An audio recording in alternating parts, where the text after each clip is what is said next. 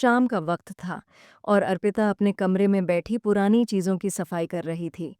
अचानक एक पुरानी लकड़ी की अलमारी के पीछे से उसे एक पुरानी, धूल से भरी किताब मिली।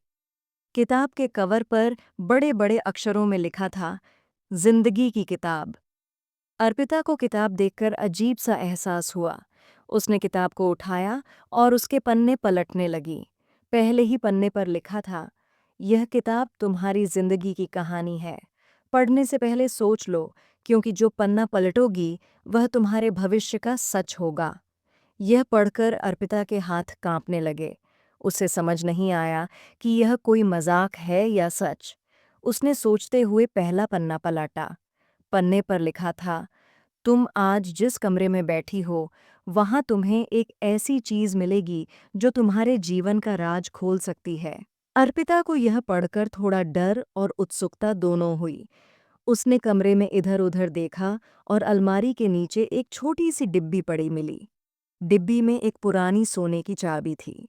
चाबी को देखकर अर्पिता के मन में हजारों सवाल उठने लगे। यह चाबी किसकी है? इसका क्या मतलब है? तभी किताब का दूसरा पन्ना खुद ब खुद खुल गया। उसमें लिखा था, चाबी उस दरवाजे को खोलती है जो तुम्हारी किस्मत से जुड़ा है। उस दरवाजे तक पहुंचने के लिए पुराने पीपल के पेड़ के पास जाओ। अर्पिता के दिमाग में उस पीपल के पेड़ की छवि उभर आई, जो उनके गांव के पास था। उसने झट से किताब और चाबी उठाई और गांव के लिए निकल पड़ी। गांव के पीपल के पेड़ के पास पहुंचने पर अर्पिता ने देखा कि पेड़ के नीचे जमीन में एक पुराना लोहे का दरवाजा छिपा हुआ था। दरवाजे पर वही चाबी फिट होती थी। उसने दरवाजा खोला तो एक सीढ़ी नीचे जा रही थी। अर्पिता डरते डरते नीचे उतरी। नीचे एक बड़ा कमरा था, जिसमें दीवारों पर ढेर सारी तस्वीरें टंगी थीं। यह सारी तस्वीरें अर्पिता के बचपन से लेकर अब तक की जिंदगी की थीं। उसे देखकर समझ आया कि यह जगह उसी की कहानी से जुड़ी है। कमरे के बीचों बीच एक मेज पर वही किताब रखी थी। उसने किताब का अगला पन्ना पलटा। उसमें लिखा था, यहाँ जो भी चीज़ें हैं वो तुम्हारे अतीत की यादें हैं। लेकिन ध्यान रखो, अगर तुम यह किताब पढ़ती रही तो तुम्हारा भविष्य भी बदल सकता है। अर्पिता के दिल में दुविधा थी, लेकिन उत्सुकता ने उसे मजबूर कर दिया। उसने किताब के अगले पन्ने पलटे। उसमें लिखा था, तुम्हारा सबसे बड़ा डर तुम्हारे सामने आने वाला है। तुम सच का सामना करने के लिए तैयार हो जाओ। अचानक कमरे में हलचल हुई। दीवार पर एक पुरानी तस्वीर चमकने लगी। तस्वीर में अर्पिता की माँ और एक अजनबी आदमी साथ खड़े थे। अर्पिता को याद आया कि उसकी माँ ने हमेशा उसके पिता के बारे में चुप्पी साधी थी। किताब का अगला पन्ना खुला और उसमें लिखा था, तुम्हारे पिता जिंदा हैं और वह इस राज को छिपाकर तुम्हारे सबसे करीब है। यह पढ़कर अर्पिता का दिल धड़कने लगा। वह सोचने लगी कि उसके पिता कौन हो सकते हैं। तभी किताब ने अगला पन्ना पलटा, जिसमें लिखा था, सच जानने के लिए वापस घर जाओ, तुम्हें वहां एक और संकेत मिलेगा। अर्पिता भागते हुए घर पहुंची। वहां उसने देखा कि उसकी माँ के कमरे में एक पुरानी अलमारी थी, जिसे वह कभी खोलने नहीं देती थी। उसने अलमारी खोली तो उसमें एक डायरी रखी थी। डायरी में लिखा था, अर्पिता, तुम्हारे पिता एक बड़े व्यापारी थे, लेकिन उन्होंने हमारे साथ धोखा किया। उन्होंने तुम्हें अपनाने से इनकार कर दिया। उनके डर से मैं इस सच को तुमसे छिपाती रही। अर्पिता को यह पढ़कर गुस्सा और दुख दोनों हुआ। उसने किताब का अगला पन्ना पलटा। उसमें लिखा था, तुम्हारे पिता अब भी जिंदा हैं और तुम्हें ढूंढ रहे हैं। क्या तुम उनसे मिलना चाहोगी? अर्पिता अब उस मोड़ पर थी जहां उसे फैसला करना था। क्या वह अपने पिता से मिलेगी? उसने किताब का आखिरी पन्ना पलटा। उसमें सिर्फ एक लाइन लिखी थी, जो पन्ना तुमने पलटा है वही तुम्हारी किस्मत तय करेगा। कहानी खत्म नहीं हुई थी, लेकिन अर्पिता ने किताब को बंद कर दिया। उसने तय किया कि वह अपने अतीत को पीछे छोड़कर अपने वर्तमान को जिएगी। क्या उसने सही फैसला लिया था? क्या उसे किताब के पन्नों को और पलटना चाहिए था? उसने किताब को अपनी अलमारी में रख दिया, लेकिन हर रात उसे किताब की तरफ खींचा सा महसूस होता। एक दिन घर की सफाई करते वक्त अर्पिता की माँ के कमरे से एक लिफाफा गिरा। लिफाफे पर अर्पिता का नाम लिखा था। उसने उसे खोलकर देखा तो उसमें एक पुरानी तस्वीर और एक चिट्ठी थी। तस्वीर में वही आदमी था जिसे उसने जिंदगी की किताब में देखा था। चिट्ठी में लिखा था, अगर तुम यह पढ़ रही हो तो मैं जानता हूं कि अब तुम सच के करीब हो। मुझे तुम्हारे पिता होने का गर्व है, लेकिन मैं मजबूर था। अगर तुम मुझसे मिलना चाहो तो इस पते पर आओ। पता दिल्ली का था और यह किसी बड़े बंगले का नाम था।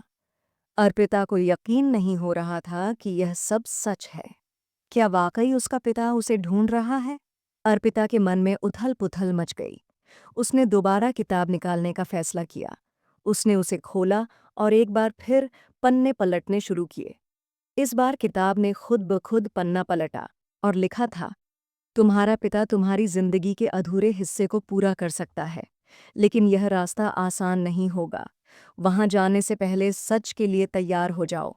अर्पिता ने अपनी माँ से उस चिट्ठी और किताब के बारे में बात की।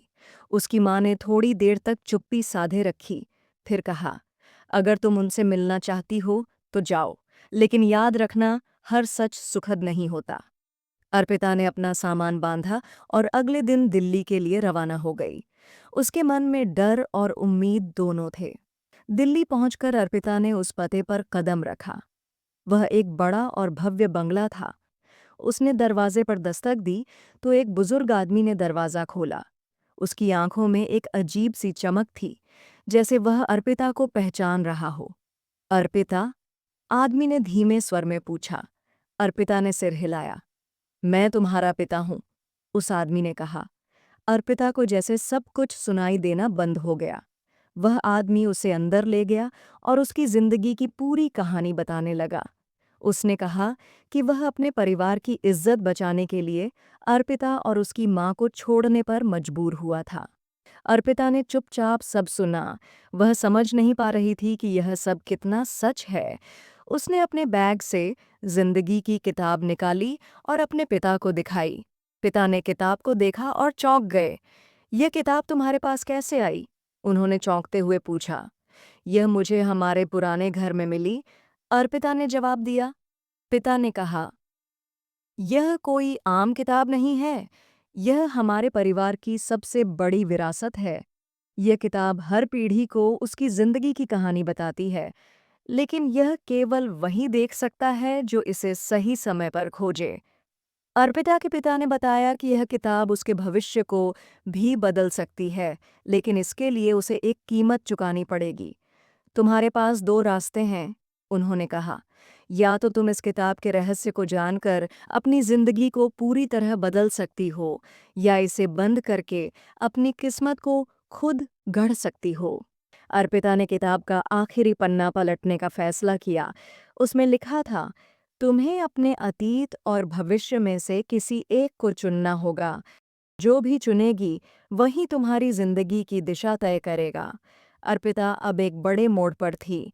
क्या वह अपने पिता को अपनाकर उनकी मदद से अपनी जिंदगी को नई दिशा देगी, या किताब को बंद करके अपनी कहानी खुद लिखेगी? यह मेरी जिंदगी है और इसे जीने का हक सिर्फ मुझे है। अतीत को जानने से मैं बदल नहीं सकती, लेकिन भविष्य को अपने हाथों से जरूर गढ़ सकती हूँ। उसके इस जवाब से उसके पिता हैरान रह गए, लेकिन उनकी आंखों में गर्व था। तुमने सही चुना, उन्होंने कहा। यह किताब एक परीक्षा थी।